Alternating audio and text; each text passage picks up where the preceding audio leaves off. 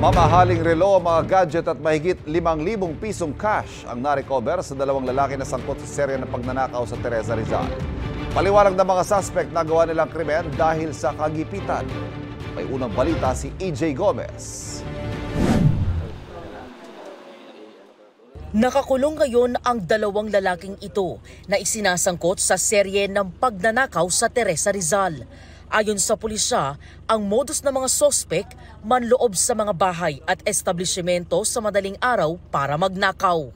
Noong October 10, may dalawang nag-report sa Teresa Police Station and na-hold up sila nitong dalawang suspect. No?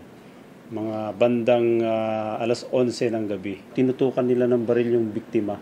So sinundan nila hanggang sa na-trace nila. From there, tuntun nila dito sa Taytay Rizal yung suspect at na-aresto. Nakumpiska sa kanila ang isang revolver at 6 na bala nito. Gayon din ang mga bag na naglalaman ng isang mamahaling wristwatch, isang cellphone, mga ID at perang nagkakahalaga ng 5,500 pesos. Kinilala ang mga sospek na si alias Edmond, 43 anyos, at alias Brian, 34 anyos, na pawang mga residente ng Taytay Rizal. Sa kuha ng CCTV na ito, kita ang isa sa dalawang sospek na sinusubukang buksan ang gate ng bahay na kanilang pagnanakawan. Itong dalawang suspect, sila rin yung perpetrator noong April 14 na insidente na pumasok sila sa madaling araw at ginapos nila yung kanilang biktima sa loob ng bahay. Saka sila pinagnakawan. Noong September 26 pala, meron ding mga similar na biktima na ganoon din ang modus na pinagnakawan din sa loob naman nito ng karwas at alas 3 ng madaling araw din. Mga laptop, cellphone at pera raw ang nasamsam ng mga sospek sa parehong insidente ng pagnanakaw. Depensa nila. Kailangan po ng pambayad po sa bahay po. Nagipit po kami, kaya manahan po nagawa yun. Kailangan po kami na gawin ganyan, may trabaho po talaga kami. Ano pong trabaho? Construction po, gumagawa po kami ng bahay. Sa custodial facility ng Teresa Municipal Police Station nakakulong ang mga sospek.